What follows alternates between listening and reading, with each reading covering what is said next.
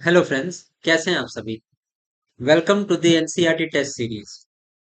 आज हम करने वाले हैं हमारा सेकंड टेस्ट पॉलिटी का। और इस पॉलिटी के इस टेस्ट में we are going to cover chapter class 8, class 9 and class 10। इन तीनों के एनसीईआरटी पॉलिटी के सारे क्वेश्चंस को हम कवर करेंगे। इसके साथ में I will give you some extra explanations about the question, जिससे कि आपकी कंसेप्चुअल अंडरस्टैंडिंग और बेटर हो जाएगी। अगर आपने चैनल को पहले विजिट नहीं किया है तो एक बार आप प्लेलिस्ट सेक्शन में जाना if you want to see history and geography, जो कि मैंने कंप्लीट करा दी है क्लास 6 से लेके क्लास 12 तक की। और साइंस का सिर्फ 11th एंड 12th क्लास का लेक्चर रिमेनिंग है, जो कि मैं बहुत जल्दी अपलोड कर दूंगा। हिस्ट्री एंड ज्योग्राफी की आपको कंपाइल्ड वीडियो मिल जाएगी channel. So without wasting time, let's start. Medium हमारा रहने वाला है English. The first question is, what was the predecessor institution of this present Supreme Court of India? Now, सबसे पहले इसका predecessor institution कब था? जो predecessor institution था या सुप्रीम कोर्ट के पहले का इंस्टीट्यूशन था, उसको हमने कहा था it is the federal court of India. And ये फेडरल कोर्ट ऑफ इंडिया ये किस एक्ट से आया था? ये एक्ट था गवर्नमेंट ऑफ इंडिया एक्ट 1935 से इंस्टीट्यूट हुआ था। अगर मैं गवर्नमेंट ऑफ इंडिया एक्ट 1935 की बात करूं तो इसमें और भी बहुत सारे प्रोविजन किए गए थे। फॉर एग्जांपल, जो डायरकी थी, डायरकी जो थी वो प्रोविंसेस में उसको एबॉलिश कर दिया गया था। And dyarchy at central level को यहाँ पे शुरू किया गया था। This act also provided for a federal form of government. ठीक है। And this government of India act 1935 is also known as blueprint of Indian constitution. ये इंडियन कॉन्स्टिट्यूशन का ब्लूप्रिंट कहा जाता है। So federal court of India बोला जाता था predecessor institution of supreme court. Supreme court की जहां तक बात करें तो ये 24 जनवरी 1950 को इंस्टीट्यूट हुआ था। सॉरी, 26 जनवरी 1950 को इंस्टीट्यूट हुआ था। एंड ये हमारी रही सुप्रीम कोर्ट से रिलेटेड कुछ facts. Now let's move to the next question. What is the total number of high courts in India at present? So presently अभी 25 हाई कोर्ट्स हैं इंडिया में। ठीक है। सबसे पहले अगर मैं हाई कोर्ट की बात करूं तो हाई कोर्ट का इंस्टीट्यूशन हुआ था इन द ईयर 1862 में। ठीक है। कौन कौन सी तीन जगह पे हाई कोर्ट बनी थी? बॉम्बे, कलकत्ता एंड मद्रास। ठीक है। एक बहुत फेमस हाई कोर्ट है Delhi high court. Delhi high court कब बनी थी? ये बनी थी इंडिया ईयर 1966 में। ठीक है। Now let us start with the third question. अब मैं अगर देखो यहाँ पे सुप्रीम कोर्ट हाई कोर्ट आ गया तो let me give you a basic understanding about the judiciary in India. अगर मैं जुडिशियरी की बात करूं इंडिया में, अगर मैं जुडिशियरी की बात करूं तो इंडिया में there is a system of integrated judiciary. Integrated judiciary का फंक्शन है। इंटीग्रेटेड मतलब क्या? There is an hierarchy. एक हेरारकी है इंडिया में जुडिशियरी की। वो क्या है? सुप्रीम कोर्ट हमारे सबसे टॉप पे है, हाई कोर्ट हमारे मिडिल लेवल पे, and district court lower level पे। अगर डिस्ट्रिक्ट कोर्ट्स कोई आदेश या कोई भी वर्डिक्ट सुनाती हैं और वो किसी इंसान को the aggrieved party is not satisfied by the decision of the district court, तो वो अपील कर सकता है टू द हाई कोर्ट। अगर वो हाई कोर्ट के भी डिसीजन से सेटिस्फाइड नहीं है तो then the aggrieved person can move to the supreme court and the decision of supreme court is binding। जो सुप्रीम कोर्ट का डिसीजन होता है ये बाइंडिंग होता है पार्टीज पे। ठीक है। अगर मैं कॉन्स्टिट्यूशन की बात करूं तो आर्टिकल नंबर 50 अगर देखा जाए, this is an directive principle of state policy, जो हमें ये बताता है कि the executive should be separated from judiciary. मतलब कि जुडिशियरी जो है हमारी वो एग्जीक्यूटिव से सेपरेट है। ठीक है। ये आर्टिकल 50 में है, ये ध्यान रखना। एंड ये डीपीएसपी के अंदर है। आई होप कि आपको एक कंसेप्चुअल पार्ट समझ आ गया होगा। Now let's move to the next question. Consider the following statements regarding public interest litigation. अब इसका नाम से ही आप समझ लो कि इसका मतलब क्या हो। पब्लिक के इंटरेस्ट की लिटिगेशन। इसका एक स्पेशल फीचर ये होता है कि कोई भी पार्टी, एनी पार्टी, कोई भी पर्सन, एनी पर्सन ठीक है, एनी पर्सन या इंस्टीट्यूशन इसको फाइल कर सकता है किसी भी एग्रीव्ड इंसान के लिए। जरूरी नहीं है कि जिस इंसान के साथ गलत हुआ है, और the aggrieve party only can file a PIL. Public interest मतलब क्या? It is it is related to anyone, कोई भी इसमें अपनी लिटिगेशन डाल सकता है। And the system was developed in India in the 1980s। ये स्टेटमेंट हमारा बिल्कुल सही है, 1980s में ये डेवलप हुआ था। जस्टिस उस टाइम पे कौन थे? हिदायतुल्लाह, जस्टिस हिदायतुल्लाह के टाइम पे ये डेवलप हुआ था। एंड अगर पीआईएल का मैं ओरिजिन देखूं तो सबसे पहले ये यूएसए की जुडिशरी में इंट्रोड्यूस हुआ था।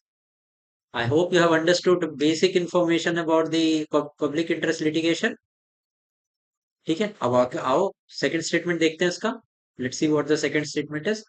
Public interest litigation can be filed in the supreme court, high court and the district court. अभी मैंने बताया ये तीनों कॉन्स्टिट्यूट करती हैं क्या? हमारी इंटीग्रेटेड जुडिशियरी को कॉन्स्टिट्यूट करती हैं।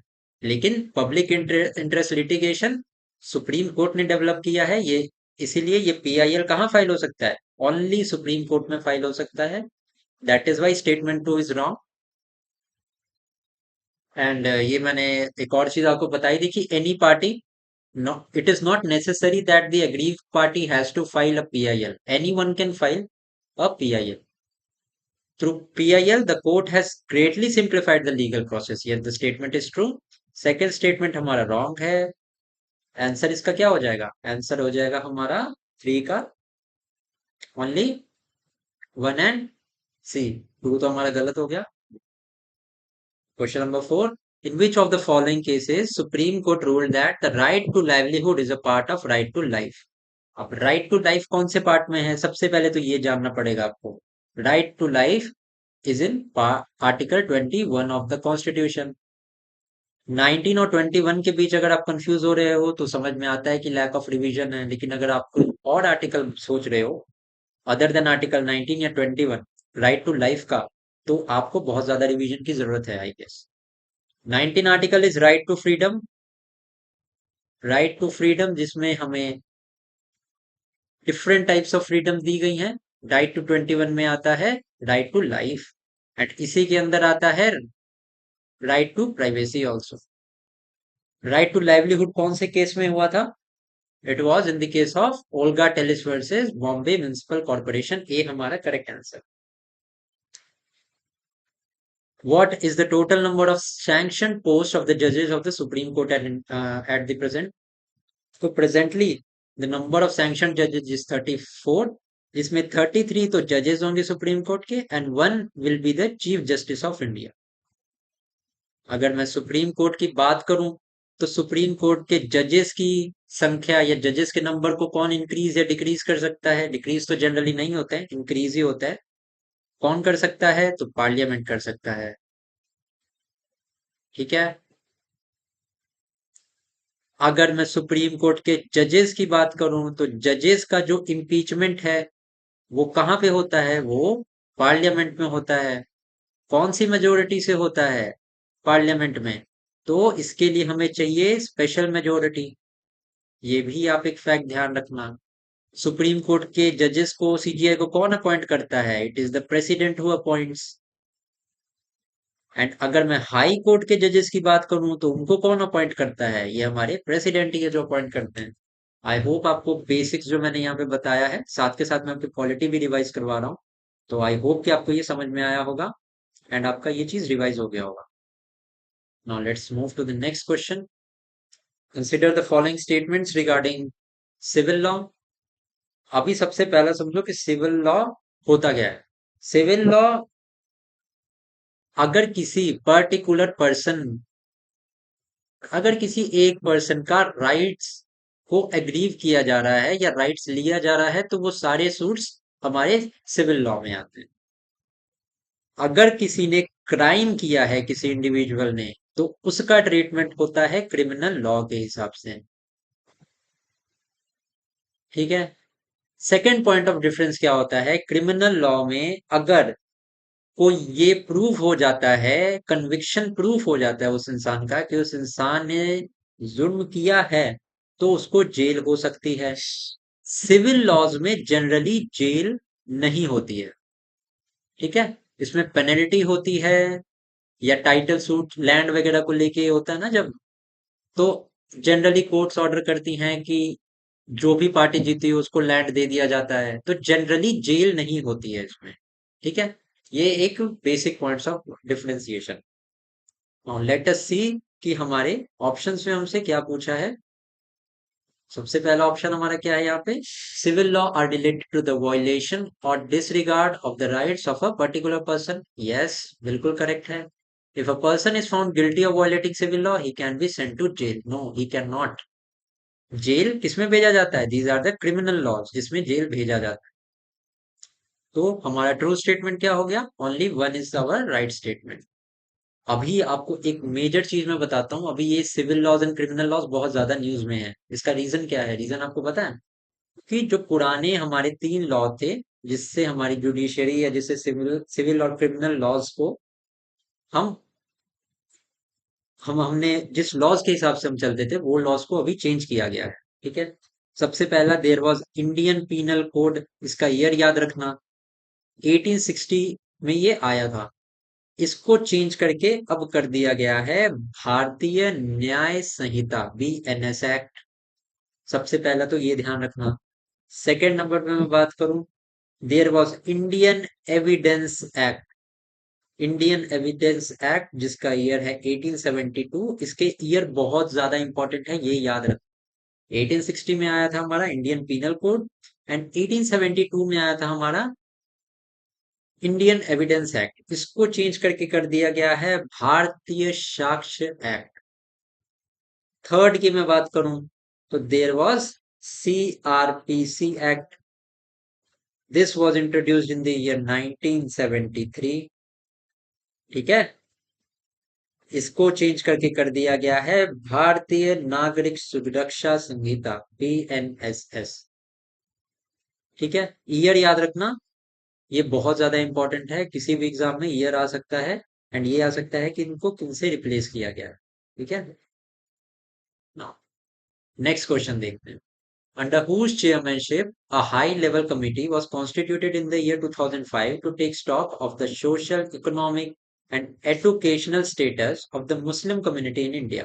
तो वो कौन सी कमेटी थी? तो the name of the committee was Justice Rajinder Sachar.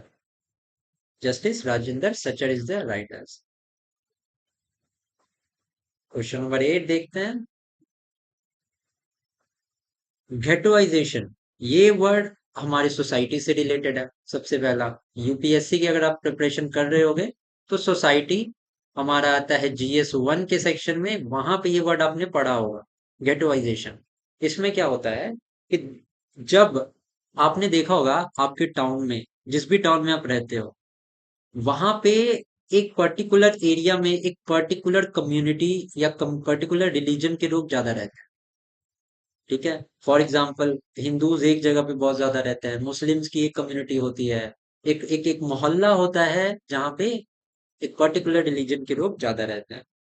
सो गेटोइजेशन का मतलब वही होता है, व्हेन द एरियाज और settlement where people of mainly one community live. और ये होता क्यों है, ये होता है, देखो इसके पीछे बहुत सारे सोशल लेवल्स है। कहने को तो India is a diverse country, but ये ghettoization is not a positive term in my aspect, क्योंकि अगर आपके कंट्री में डाइवर्सिटी है, so people should live wherever they want to. ठीक है, सोसाइटी का मतलब ही होता है, ये देखो ये डिफरेंट रिलीजन्स है ना, so this is the part जहां पे सब कुछ मिल रहा है ना, this is a part where society is at its top most level, and maximum output निकल सकता है डाइवर्सिटी का। अगर ये अलग अलग होंगे तो इनमें कुछ स्पेशलिटी है, इनमें कुछ है, इनमें कुछ है, अगर तीनों का मान लो इंटरसेक्ट नहीं कर रहे हैं आपस में, तो आउटपुट जो है वो प्रॉपर नहीं होता। सो इसका करेक्ट आंसर तो सी होगा। Now let's move to the next question, question number 9। Which article of the Indian Constitution states that no citizen of India shall be discriminated on the basis of religion, caste, sex or place of birth? So कौन सा article है? This is Article 15 of the Constitution. अब article 14 से लेके article 18 we know that there is right to equality का article है ये। 14 में क्या होता है? Right to equality. 15 में discrimination on the basis of religion, caste, sex नहीं होना चाहिए। 16 में क्या होता है? आर्टिकल 16 क्या है हमारा? आर्टिकल 16 है equality in matters of public employment. Article 17 क्या है? Prohibition against untouchability. अनटचेबिलिटी नहीं होना चाहिए, ये अनटचेबिलिटी से रिलेटेड है। आर्टिकल 18 क्या है? Abolition of titles. आर्टिकल सबको याद होने चाहिए। देन आर्टिकल 19 में क्या है? This is right to freedom, जिसमें हमें 6 तरह की फ्रीडम्स दी गई हैं। ठीक है। आर्टिकल 20 क्या है? 21 क्या है? It is right to life. यहीं पे अगर आर्टिकल 21 ए में पूछूं आपसे क्या है, तो वो आप मुझे कमेंट सेक्शन में बताना। एंड ये भी बताना कि आर्टिकल 21 ए कौन से अमेंडमेंट एक्ट के बाद आया था, ये भी आप मुझे कमेंट सेक्शन में बताना। देखते हैं। Article 17 of the Indian constitution is related to, अभी बता दिया मैंने, abolition of untouchability. Right to life article 21, right to freedom article 19, right to education and culture, चलो इसका तो मैं नहीं बताऊंगा क्योंकि मैंने क्वेश्चन भी पूछा इससे रिलेटेड। ठीक है। When was the Scheduled Caste and Scheduled Tribe Prevention of Atrocities Act enacted? So this act was enacted in the year 1989। बहुत ऑब्जेक्टिव टाइप का क्वेश्चन है, आई होप इसमें प्रॉब्लम नहीं होगी आप। Fill in the blanks on the space on fill in the blank space on the basis of appropriate option. The Prohibition of Employment as Manual Scavengers and their Rehabilitation Act has come on to force from, so ये act कब आया in force? ये आया हमारा 6 दिसंबर 2013 में। Let us move to the next question. Following statement दिए हमें, बताना है कौन सा स्टेटमेंट फॉल्स है। The scheduled tribes and other traditional forest dwellers act was passed in the year 1989। Absolutely wrong. ये एक्ट पास हुआ था इन द ईयर 2006 में। अब इस एक्ट का बैकग्राउंड क्या था?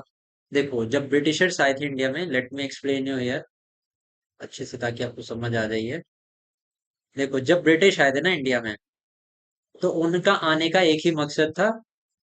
किस लिए आए थे वो? कमर्शियल गेन्स के लिए आए थे।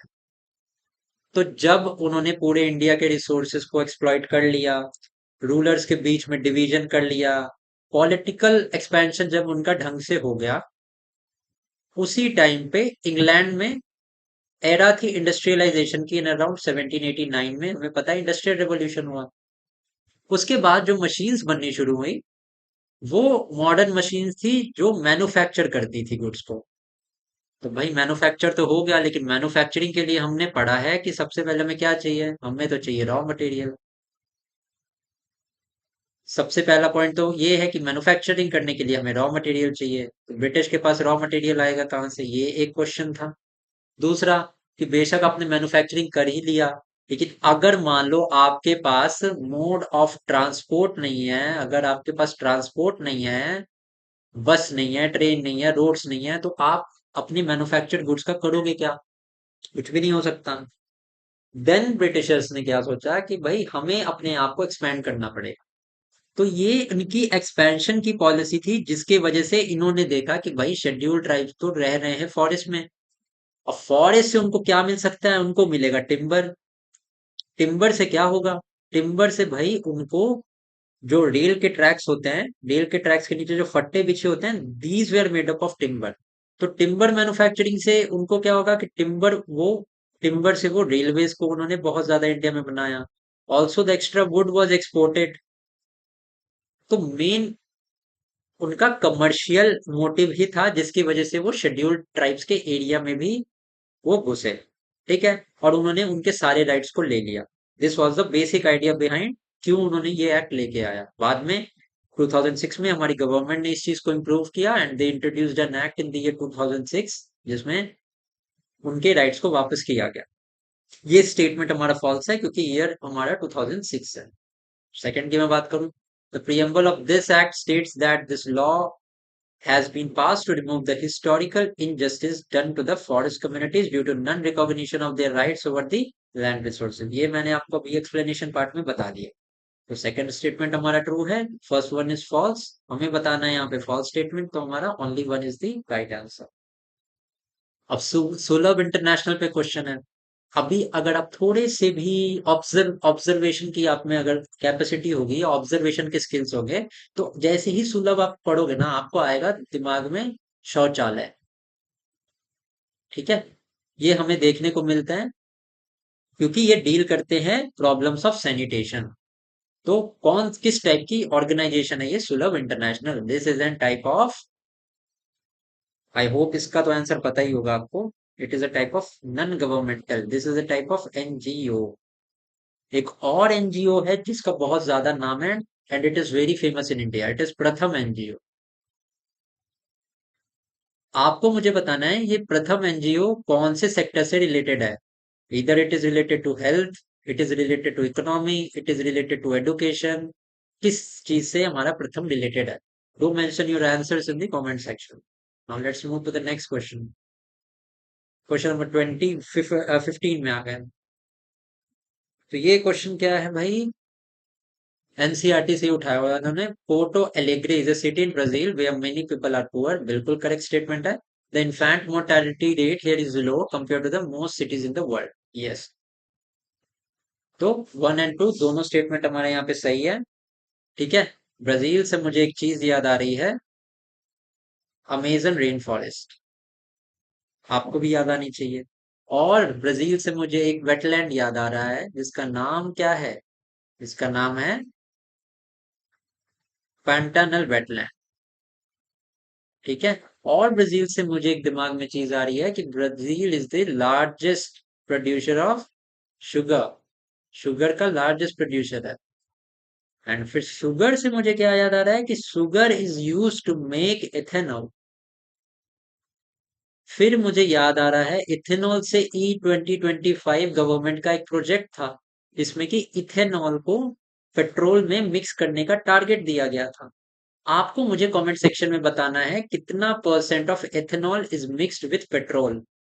गवर्नमेंट का टारगेट कितने परसेंट इथेनॉल को मिक्स करने का है पेट्रोल।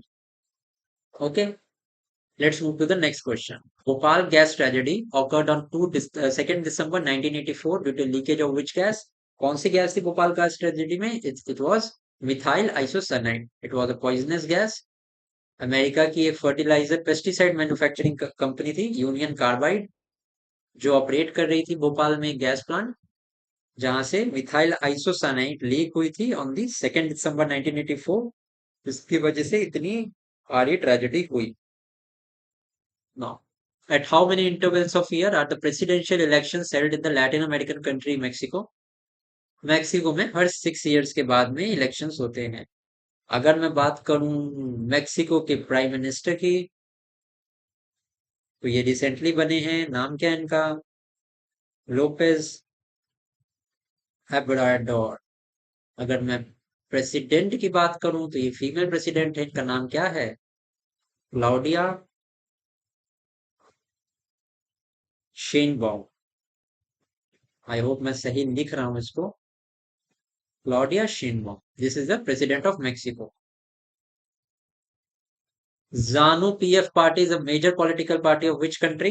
ये देखो, जिम्बाब्वे इंडिपेंडेंट हुआ था from British rule in the year 1980। Then जो मेजर पार्टी निकल के आई थी वो जानू पीएफ थी, और इसका करेक्ट आंसर हमारा जिम्बाब्वे ही है।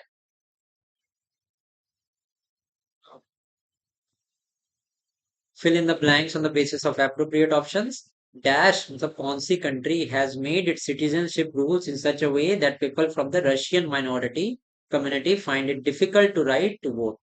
अब देखो, Estonia was a former part of Soviet Union, जो कि डिसइंटीग्रेट हुआ था इन द ईयर 1991। उसके बाद में एस्टोनिया ने ऐसे इस तरीके से इन्होंने अपने प्रोविजंस कर दिए थे कि रशियन माइनॉरिटी को राइट टू वोट इन्होंने नहीं दिया था। सऊदी अरब में वुमेन्स को वोटिंग राइट कब मिले? ये मिले थे इन द ईयर 2005 में। और ये मत सोचना कि सिर्फ सऊदी ही है जिसने वोटिंग राइट्स दिए वुमेन को, यूएई ने बहुत पहले 2006 में ही दे दिए थे। ठीक है। देन ओमान ने भी दिए हुए हैं, बहरीन ने भी दिए हैं, यहाँ तक कि इराक तक ने वोटिंग राइट्स दिए हैं वुमेन को, लेबनान ने भी दिए हुए हैं। ईरान एक डिस्प्यूटेड प्लेस है जहां पे वुमेन्स पे बहुत ज्यादा ऑप्रेसिटी होती है, जहां से एक फीमेल फिगर बहुत ज्यादा न्यूज में रही है लास्ट ईयर, महिसा एमिनी। ठीक है, इनका नाम याद रखना, इन्होंने रेवोल्यूशन ट्रिगर कर दी ईरान में। Mahsa Amini is related to Iran, ये भी ध्यान रखना। assertion और रीजन बेस्ड क्वेश्चन है। Democracy increases the respect of citizens, yes. Democracy is based on the principle of political equality where the poorest and the illiterate enjoy the same status as the rich and educated. बिल्कुल, democracy is equal for everyone, everyone has right to elect their representatives. तो तीनों तरह की development, may it be political, may it be economic, may it be social, तीनों तरह की democracy या तीनों तरह की फ्रीडम्स डेमोक्रेसी से हमें मिलती है। दैट इज वाई 21 का ए हमारा सही है। Democratic form of governance is better because this is a more accountable form of governance. बिल्कुल सही। आप इलेक्टेड रिप्रेजेंटेटिव्स को चुनते हो। इलेक्टेड रिप्रेजेंटेटिव से मेरा क्या मतलब है? एमपीज चुनते हो आप लोकसभा के लिए, एमएलए चुनते हो आप राज्यसभा स्टेट विधानसभा के लिए। ठीक है, अगर आपका कोई भी काम नहीं हो रहा है जिसके लिए आपने अपने रिप्रेजेंटेटिव को इलेक्ट किया था, तो आप क्वेश्चन कर सकते हो और आपके MPs and MLA are accountable, उनको जवाब देना पड़ेगा कि आपका काम क्यों नहीं हुआ। बिल्कुल करेक्ट ऑप्शन है। This increases the chances of making better decision. Democracy में तो विनिंग पार्टी तो होती ही है, अपोजिंग पार्टी भी होती हैं, जो कि अपोजिशन भी जिसको कहते हैं, जिनका काम क्या होता है? क्रिटिकल असेसमेंट करना गवर्नमेंट की पॉलिसीज का, एंड कंस्ट्रक्टिव क्रिटिसिज्म करना, ताकि बेटर पॉलिसीज बन सके। ये भी हमारा करेक्ट है। It provides a way to handle differences and conflict. बिल्कुल सही बात है। तीसरा भी हमारा करेक्ट है। डी हमारा यहाँ पे करेक्ट हो जाएगा। सारे स्टेटमेंट्स हमारे सही हैं यहाँ। क्वेश्चन नंबर 23 देखते हैं। The famine that occurred in China during the 1858 to 61 war was known as worst famine in the history, and economists believe that if China had a multi-party electoral system, so many people have not died of hunger. तो भाई China में जैसे कि हमें पता है कि China is famous for one party rule. One party rule है चाइना में, है ना। एंड वहां की कौन सी पार्टी है मेजर? चाइनीज कम्युनिस्ट पार्टी है। अभी चाइनीज प्रेसिडेंट शी जिनपिंग है।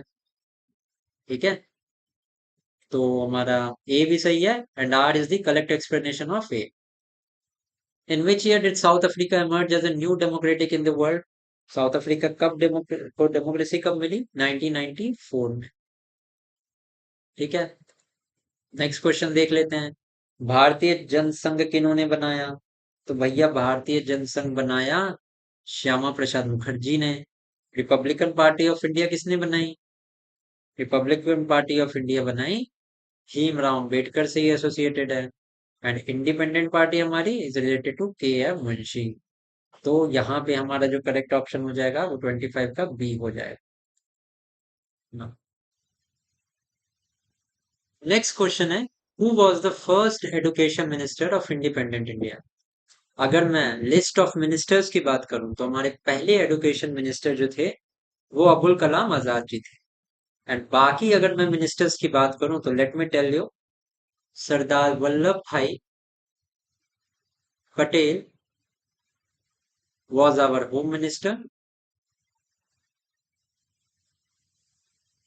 B.R. Ambedkar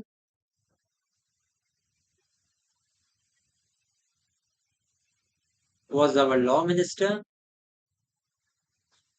Jagjeevan Ram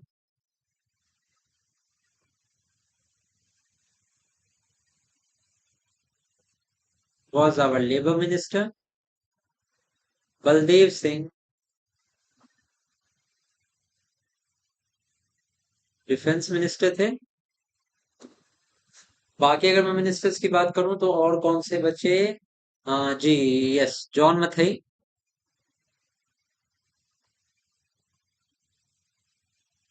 He was our railway plus transport minister. Rail plus transport. Rajgopalachari. He was our internal affairs minister. And Dr. Rajendra Prasad was our agriculture minister. I hope कि आपको ये सारे याद होंगे, या नहीं भी याद होंगे तो आपका रिवीजन हो गया होगा. Let's move to the next question. Who was the founder of Jharkhand party? So the Jharkhand party was founded by Jaipal Singh. ठीक है. इंटरेस्टिंग फैक्ट बताता हूँ. He was also the first captain of Indian hockey team. Indian hockey team के first captain थे ये. And he was also the president of Adivasi Mahasabha and later he founded the Jharkhand party. First defence minister of India अभी देखा हमने, Baldev Singh. First finance minister, so the first finance minister was T.T. Krishnamachari. Next question. Question number 30.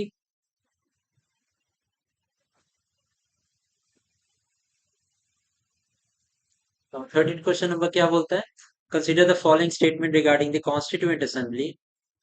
The chairman of the drafting committee was Pandit Jawaharlal Nehru. ये statement तो अपराइटली गलत है, क्योंकि drafting committee के chairman was B R Ambedkar, as we all know. Second one is a total of 114 days of serious discussion took place in the Constituent Assembly in the 3 years. Statement हमारा बिल्कुल correct है. Everything from the discussions has been published in the 12 thick volumes called Constituent Assembly. बिल्कुल correct हमारा. So जो correct, जो false statement यहाँ पे होगा, false statement हमारा हो जाएगा only one. अगर मैं ड्राफ्टिंग कमेटी के रिगार्डिंग आपसे बात करूं, तो ड्राफ्टिंग कमेटी के मेंबर्स का नाम आपको याद रखना है, क्योंकि ये एग्जाम में क्वेश्चन आता है. सबसे पहले B R Ambedkar, he was the chairman of the committee. Then Gopal Swami Ayyangar. Third name is Krishna Swami Iyer. Fourth name is K M Munshi.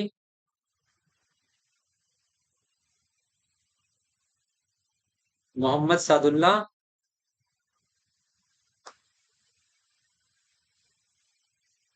Another name was Madhav Rao.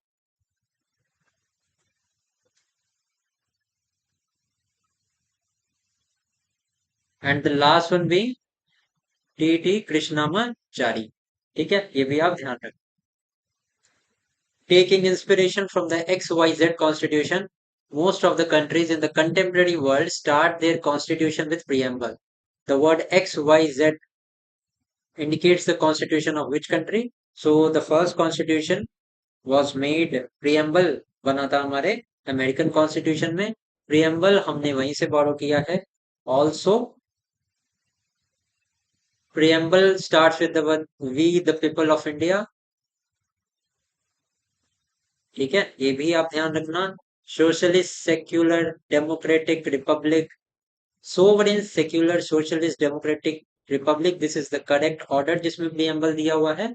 Sovereign, socialist, secular, democratic, Republic. और अगर मैं प्रीएम्बल से regarding बात करूं, तो it is a part of constitution. It is a part, ये constitution का एक अनडिस्पेंसेबल पार्ट है. हालांकि the preamble is not justiciable. Not justiciable का मतलब है कि आप कोर्ट में जाके ये क्लेम नहीं कर सकते हो कि जो भी प्रीएम्बल्स में दिया है, जो भी प्रोविजन प्रीएम्बल में दिए हैं, वो आपके मैटर ऑफ राइट नहीं है, तो आप उनको क्लेम नहीं कर सकते हो. प्रीएम्बल हमारा अमेंड भी हो सकता है और हुआ भी है. एक बार अमेंड हुआ है. कब हुआ है? तो 42nd अमेंडमेंट एक्ट से अमेंड हुआ है, जिसमें कि कुछ वर्ड्स ऐड हुए थे. कौन से वर्ड्स थे वो? सोशलिस्ट, सेक्युलर और इंटीग्रिटी. ये 3 वर्ड्स ऐड हुए हैं हमारे प्रीएम्बल में. तो this is all about the preamble. ये मैंने आपको बता दिया कि preamble has been taken from the American constitution. अगर मैं और एक्स्ट्रा बात करूं, तो अमेरिका से हमने और क्या लिया है? अमेरिका से हमने सुप्रीम कोर्ट का इंस्टीट्यूशन लिया है. और हमने क्या लिया है? फंडामेंटल राइट्स लिया है. ब्रिटेन से हमने क्या लिया है? ब्रिटेन से हमने लिया है parliamentary form of government. Concurrent list हमने कहाँ से ली है? ये हमने ऑस्ट्रेलिया से ली है. इमरजेंसी प्रोविजंस हमने कहाँ से लिए हैं? तो जर्मनी के कॉन्स्टिट्यूशन से लिया है। आयरलैंड के कॉन्स्टिट्यूशन से हमने क्या लिया है? आयरलैंड के कॉन्स्टिट्यूशन से हमने directive principle of state policy लिया है। फेडरल स्ट्रक्चर की बात की गई है। फेडरल स्ट्रक्चर हमने कौन सी कंट्री से लिया है? कनाडा से लिया है। फंडामेंटल ड्यूटीज की मैं बात करूं, ये कौन से कंट्री से लिया है? ये यूएसएसआर यानी रशियन कॉन्स्टिट्यूशन से लिया। आई होप आपको ये सारे पॉइंट्स क्लियर हो गए होंगे। क्वेश्चन नंबर 32 देखते हैं। By which constitutional amendment were the word socialist secular added to the preamble. अभी ये मैंने बताया आपको, it is the 42nd constitution. And socialist तो ऐड हुआ था, सेक्युलर भी ऐड हुआ था, और तीसरा वर्ड ऐड होने वाला था वो था integrity. Now what is the first statement of the constitution in which a country clearly states the basic value and concepts? It is known as the preamble of the constitution. And हमारा India का जो preamble है वो power कहाँ से draw करता है? Power draw करता है पीपल से, क्योंकि कैसे स्टार्ट होता है? We the people of India. I hope this is clear. Next question क्या है? Wealth in society is created collectively and should be distributed equally in the society.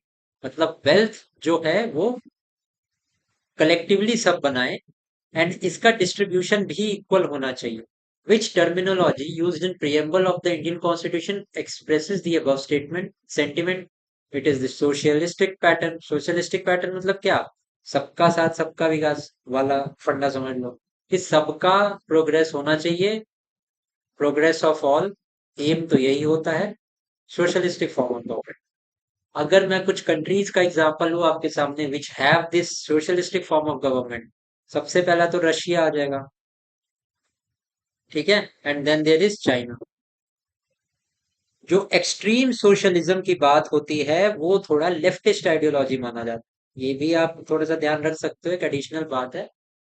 वहां पे कैपिटलिस्ट क्लास को अपराइटली डिनाई कर दिया जाता है, कैपिटलिस्ट को डिनाई कर दिया जाता है, और all the resources of the state are under the control of the state, state के कंट्रोल में होता है। Profit maximisation socialistic form of government का गोल नहीं होता है। Socialistic state is generally a welfare state. And हमारे इंडिया में अगर मैं वेलफेयर स्टेट की बात करूं तो socialistic pattern has been defined in the directive principle of state policy, ठीक है।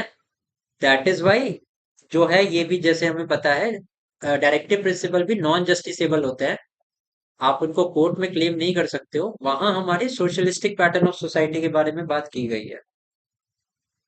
I hope this is understood. Now let's move to the next question. By whom was the slogan of save democracy given? Save democracy का slogan किन्होंने दिया था? It was the Jayaprakash Narayan. Delhi चलो march का famous मार्च है which was organise कब हुआ था? ये इमरजेंसी जो लगी थी 1975 में उस टाइम पे हुआ था, ठीक है, इमरजेंसी के time. National voters day when it is celebrated, so it is celebrated on the 25th January. What does the S stand for in स्वीप? स्वीप में एस किस पे स्टैंड करता है? तो स्वीप is an initiative of election commission of India, and the Election Commission of India is defined in Article 324 of the Indian Constitution, which is an constitutional body. स्वीप का फुल फॉर्म क्या होता है? It is systematic voters education and electoral participation.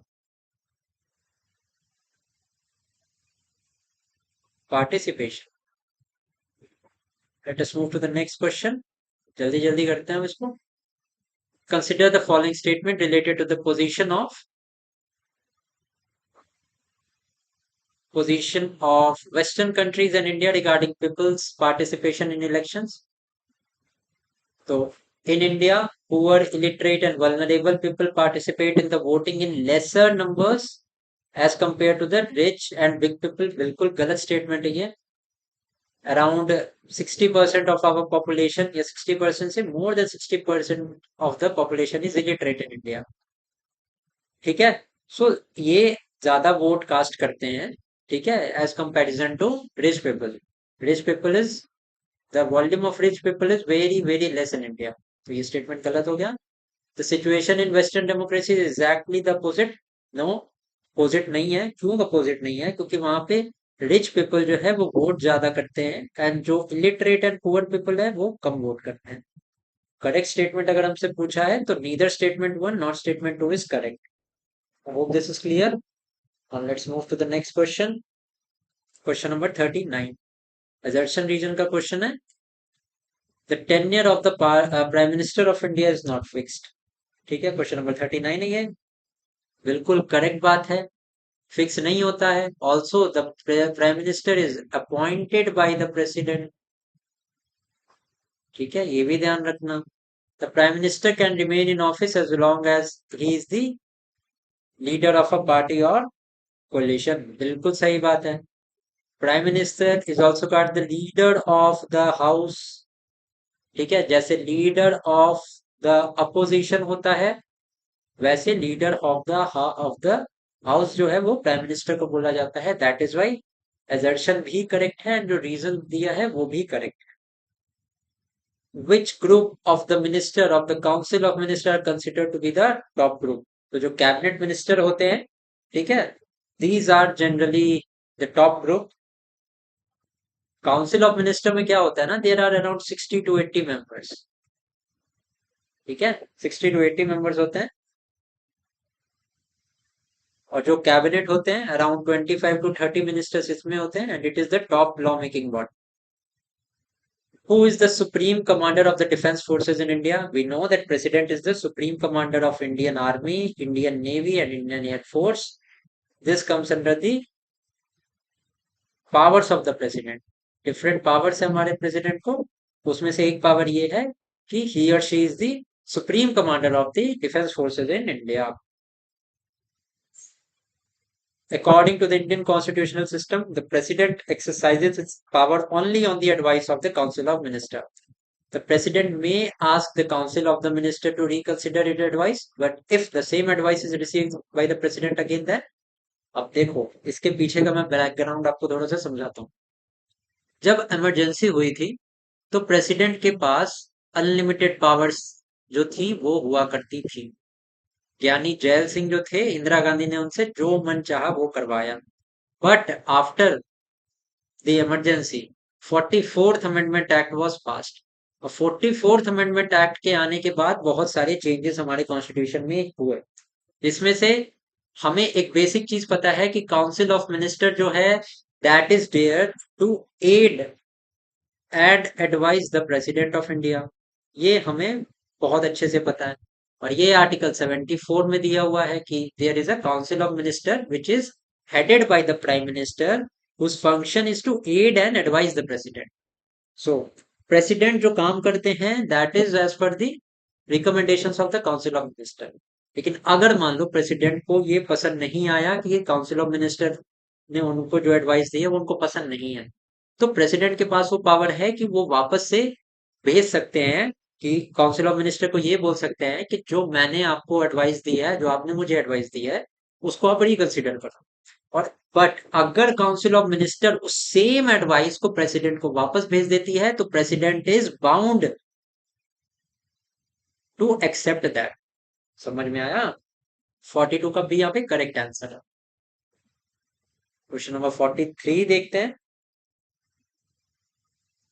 In all the democracies of the world the authority of the prime minister has increased so much that in recent decades the parliamentary democracy has sometimes come to be called as prime minister's form of government. Yes, this is already true. Prime minister को also the real executive बोला जाता है क्योंकि जो भी काम करते हैं हमारे कंट्री में वो majority of them are done by the prime minister. That is why he is called the real head of the government. Executive head किनको बोला जाता है? एग्जीक्यूटिव हेड हमारे प्रेसिडेंट को बोला जाता है। इनको एग्जीक्यूटिव हेड क्यों बोला जाता है? क्योंकि all the decisions that are taken by the government of India are taken on the name of the president. That is why he is also known as nominal और एग्जीक्यूटिव हेड। समझ में आ गया आपको ये point? The rise of coalition politics in India has limited the powers of Prime Minister to some extent. A coalition government cannot take decision on his own. बिल्कुल correct बात है। कोलिशन का मतलब क्या होता है? कोलिशन का मतलब है कि एक से ज्यादा, एक दो तीन डिफरेंट पार्टीज अगर मिल के सेंट्रल गवर्नमेंट या गवर्नमेंट फॉर्म कर रही हैं, तो इन तीनों के इंटरेस्ट को ध्यान में रखना पड़ेगा। तीनों की पॉलिसीज को इम्प्लीमेंट करना होगा। कोई एक पार्टी अपनी मर्जी की सरकार नहीं चला सकती है। That is why both the statement here are true. Next question.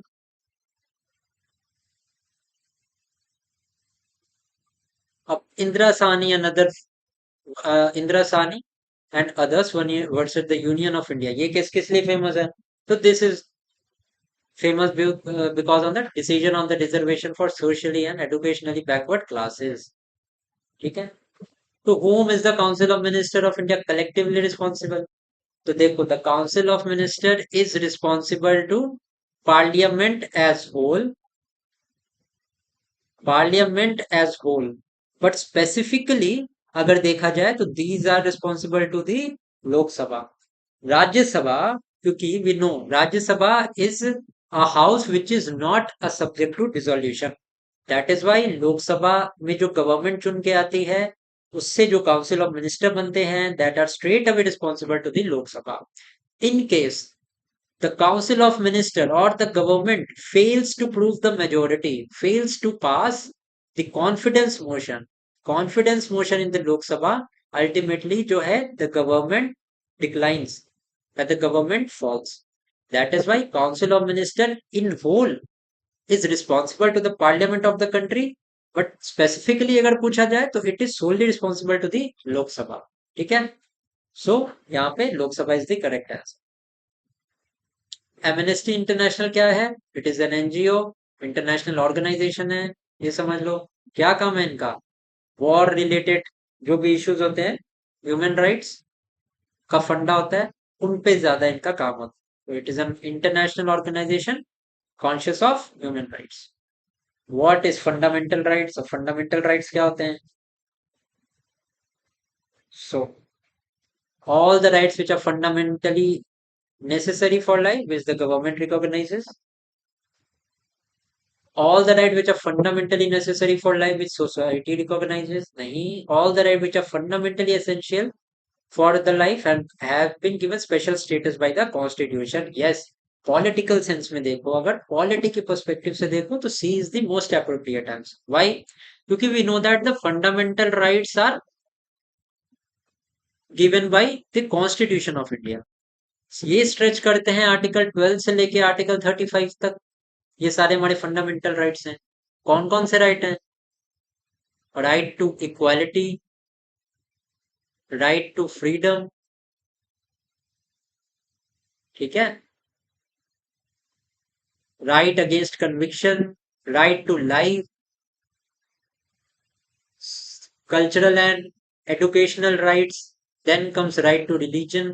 These all are the rights that are given by the constitution of India। Also, if any law is in abrogation of the fundamental rights, अगर कोई law ऐसा बनाया जाता है which take away or abridges the fundamental rights of the citizens, that law can be declared null, it can be declared void and it can be declared unconstitutional। और इनको unconstitutional high court भी कर सकती है, Supreme court भी कर सकती है। That is why the fundamental rights form the basic structure. Fundamental right हमारा बेसिक स्ट्रक्चर फॉर्म करते हैं कॉन्स्टिट्यूशन का। अब बेसिक स्ट्रक्चर क्या है? बेसिक स्ट्रक्चर, सबसे पहली बात तो it is not given in the constitution, but it is a judicial pronouncement.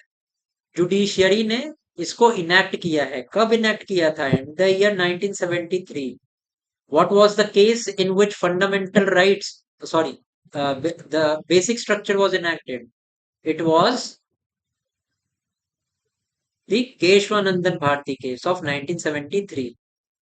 I hope this is understood।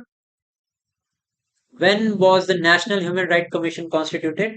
It was constituted in the year 1993 and it is not a constitutional body, it is a statutory body. ठीक है, ये भी ध्यान रखना। Right to property in India. So पहले in article 30 right to property was a fundamental right, but after the 44th amendment act to the constitution, ये right to property जो था वो फंडामेंटल राइट ना लेके it became a legal right. It became a legal right. कौन से article के अंदर? Under article 300 A, 300 A of the constitution में it became a legal right. The next question is, what is the formal written order issued by the Supreme Court or the High Court to the government? So this is a writ. Supreme Court is known as the guarantor of fundamental right. अब इसका मतलब क्या है? Fundamental rights को control करता है courts अपने through. अब कोर्ट्स हमारे यहाँ दो हैं, the first is supreme court, the second is high court. अब ये कैसे इंश्योर करते हैं कि सिटीजन्स के फंडामेंटल राइट्स को अच्छे से इंप्लीमेंट किया जा रहा है? These are through the writs. Writs के डिफरेंट टाइप्स हैं। First of all this is habeas corpus, second is mandamus, certiorari, quo warranto, and the last one is prohibition. ठीक है, इसमें सम रिट्स आर देयर जो कि both public या government और private offices को इशू होते हो सकते हैं। कुछ रिट्स सिर्फ पब्लिक के लिए इशू हो सकते हैं, पब्लिक पार्टीज के लिए इश्यूज हो सकते हैं। And some writs are judicial in nature such as certiorari and prohibition. जो रिट जुडिस्डिक्शन है सुप्रीम कोर्ट की, that is given under article 32 of the constitution, whereas High Court की writ jurisdiction is given under article 226 of the constitution. So ये public bodies की मैंने जो बात की, this is exactly what this is saying, government is a public office, that is why यहाँ पे इसका करेक्ट आंसर रिट। अब इंडिया का तो हमें पता है, इंडिपेंडेंस 1947 में मिली है। श्रीलंका को कब मिली? श्रीलंका को मिली 1948 में। ठीक है, next question. The headquarters of the European Union is located in Brussels. Brussels is the capital of which country? It is the capital of Belgium. Easy question है.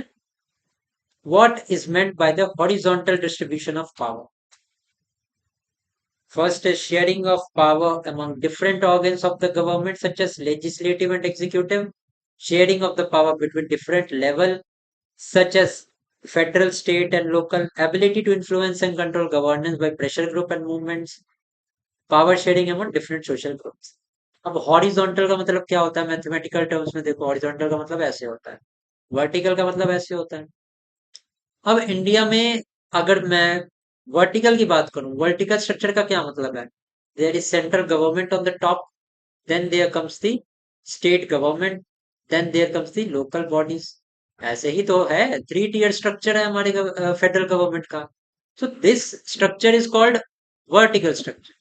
Horizontal में there are different organs, different parts. First one being judiciary, second one being executive, and third one is legislature. ठीक है, तो यहाँ पे correct answer क्या होगा?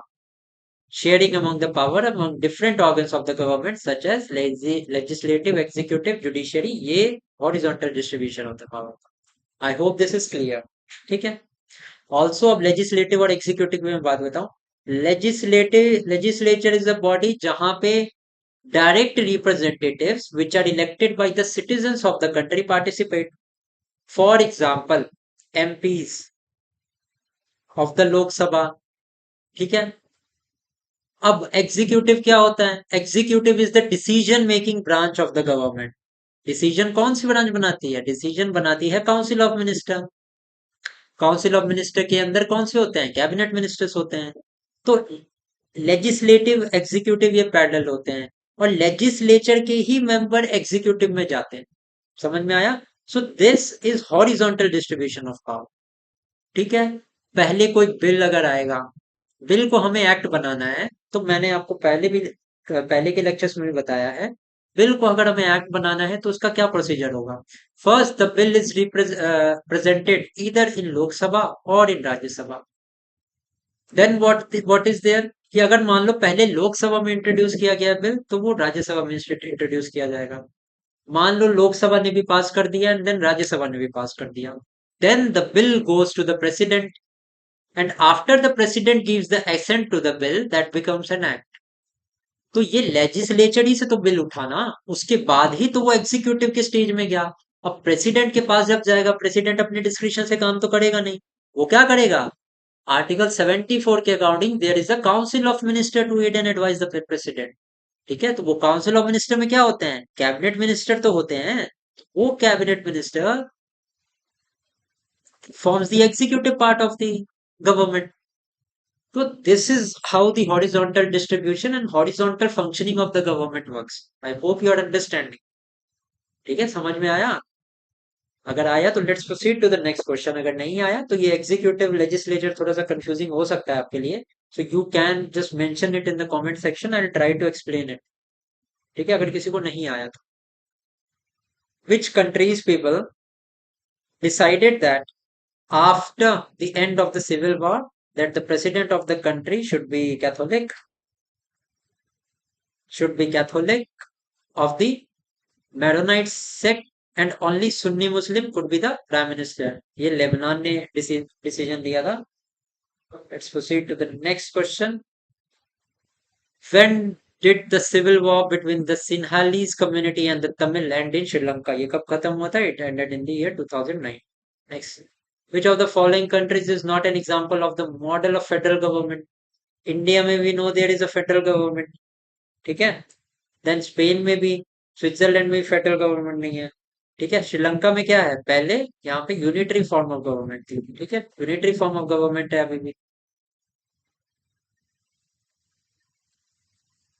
Of the 193 countries in the world, only dash have federal governments, but these countries account for 40% of the world's population। कितनी countries हैं? There is 25 countries। ठीक है, let's move to the next question। Federal systems are of the government are generally constituted in two ways. The first way is to bring together to a more independent state to form a larger entity. And then there is another way of forming a federal system of government is for the larger country to form states, taking into account in internal diversity and then sharing power between state and national government। Yes, यहाँ पे दोनों के दोनों form सही है। And first one example है हमारे India का, दोबारा से स्टेटमेंट पढ़ के देखना, समझ आ जाएगी। एंड यहाँ पे सेकंड एग्जांपल है हमारे यूएसए का। ठीक है, so both the statements are correct. Question number 59। which of the following subject is not located included in the union list? Police is a matter of state list, that is why ए हमारा जो है वो union list में included नहीं होगा। Defence, banking and foreign affairs, these all are the matters of union list. अगर मैं list की बात करूं तो हमारे कॉन्स्टिट्यूशन में शेड्यूल 7 में ये लिस्ट मेंशन की गई है। तीन टाइप की लिस्ट है, union list, state list and concurrent list. Union list में ओनली द यूनियन और the central government can make laws on the subject. State list में only state government can make laws, जिसमें कि agriculture state list का matter है। ये मत समझ लेना कि कॉन्करेंट लिस्ट है, ये स्टेट लिस्ट का मैटर है। और कॉन्करेंट लिस्ट वो लिस्ट होती है जिसमें बोथ सेंटर भी लॉ बना सकता है, स्टेट भी लॉ बना सकता है। अगर मान लो स्टेट और सेंटर ने दोनों ने लॉ बना दिया एक ही कॉन्करेंट लिस्ट के मैटर पे, तो क्या होगा कि सेंट्रल गवर्नमेंट का law will prevail. I hope this is understood. Whose role can be considered the most important in overseeing the implementation of constitutional provision and laws? So अभी मैंने बताया there is a system of integrated judiciary in India, जिसमें supreme court top पे होती है, high court second and district court हमारी या lower court third level पे होती है। ठीक है, डिस्ट्रिक्ट कोर्ट या लोअर कोर्ट की हम बात कर सकते हैं। तो यहाँ पे जितने भी कॉन्स्टिट्यूशनल प्रोविजंस हैं इनको देखने का काम हमारे supreme court and high court का पार्ट होता है, which is a form of judiciary. तो हमारा जुडिशियरी यहाँ पे करेक्ट आंसर हो जाएगा। Which of the following language is not included in the purview of scheduled languages of India, included in 8th schedule of the constitution? अब Bhojpuri is not a scheduled language, whereas Maithili is, Nepali, Sindhi, ये सारी की सारी हमारी scheduled languages हैं. Total 22 scheduled languages हैं. When the powers are taken away from the central and state government and given to the local government, what it is called? तो जब भी प्रोसेस, अभी देखो एक कंसेप्ट आपको बेसिक से समझाता हूँ. मान लो there is a central authority and then there is a lower authority. Central authority मान लो पॉलिटी के केस में सेंट्रल गवर्नमेंट होगी, एंड लोअर अथॉरिटी मान लो पंचायत एंड म्युनिसिपैलिटीज होगी. ठीक है. अब जब जो पावर है वो सेंट्रल गवर्नमेंट से जाके और पंचायत से म्युनिसिपैलिटीज को दी जाएगी, या लोअर हायर अथॉरिटी से लोअर अथॉरिटी को दी जाएगी, then it is known as decentralisation of power. वहीं पे अगर मान लो on the other hand when there is a significant amount of power resting with panchayat and municipalities, and the power उनसे मतलब म्युनिसिपैलिटीज एंड पंचायत से वो पावर वापस लेके और सेंट्रल गवर्नमेंट को दे दी जाती है, then that phenomenon is known as centralization. So this is a basic difference between centralization and decentralization. तो यहाँ पे सेंट्रल गवर्नमेंट से हम पावर लेके लोकल गवर्नमेंट को दे रहे हैं, then the phenomenon will be called as decentralization of power. तो 63 हमारा करेक्ट है. Which languages has been given the status of national language? तो यहाँ पे ये बात समझ लो कि there is no national language of India. Hindi को टिक करके गलत मत कर लेना. हमारे इंडिया की कोई भी नेशनल लैंग्वेज नहीं है.